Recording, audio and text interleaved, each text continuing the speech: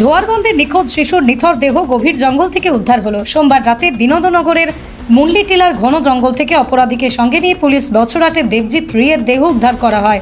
বর্তমানে মৃতদেহ শিলচর মেডিকেল মর্গে রয়েছে। ময়নাতদন্তের পর পরিবারের হাতে তুলে দেওয়া হবে দেবজিতের নিথর দেহ। শিশুটির মৃত উদ্ধার করে নিয়ে এলাকায় চাপা উত্তেজনা বিরাজ করছে। পুলিশ ইতিমধ্যেই মূল অভিযুক্ত পালই বাগানের জয়প্রণের সিকিউর অমিত কুমার সহ এক মহিলা ও যুবককে হেফাজতে নিয়েছে। উল্লেখ্য, ধোয়ারবন্দ এলাকার বাসিন্দা দিলীপ রিয়ের দ্বিতীয় ছেলে দেবজিৎ রি রবিবার সকাল 11টা থেকে নিখোঁজ ছিল। বিকেলে তার কোনো হদিশ না পেয়ে পরিবারের লোকরা খোঁজাখুঁজি শুরু করেন। এতেই তারা স্থানীয়দের কাছ থেকে জানতে পারেন জয়প্রাণেশ ও অমিতের সঙ্গে হেঁটে যেতে দেখেছেন। এরপরই বিভিন্ন জঙ্গল এলাকার সন্ধান শুরু হয়। রবিবার সন্ধ্যায় স্বপন বাউরি, সন্তোষ আকুরা, গৌরা সরব তিনজন জয়প্রাণেশের বাড়িতে গেলে ঘটে যায় অঘটন।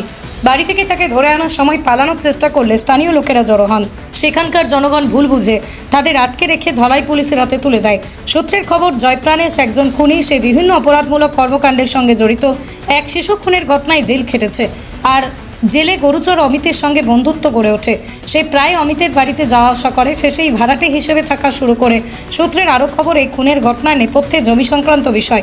দিলীপের বাবা অমিতের বাবার কাছে বহু বছর আগে জমি কিনেছিলেন। সম্প্রতি এই জমি বিক্রি করা হয়নি বলে অভিযোগ তুলে দিলীপের সঙ্গে বিবাদ শুরু করেন অমিত।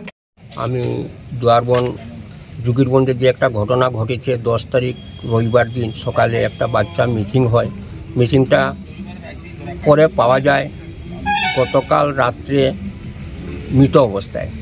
তাই আমি দুয়ারবন জিপির কংগ্রেস ওয়ার্কিং কমিটির পক্ষ থেকে, আইএনটিসির পক্ষ থেকে ধিক্কার জানাই এবং থানা মহোদয়ের কাছে চ্যানেল মারফতে অনুরোধ করি যাহাতে উপযুক্ত তদন্ত অনুযায়ী যে কালপিট আছে তাদেরকে উচিত শিক্ষা দেওয়া হোক।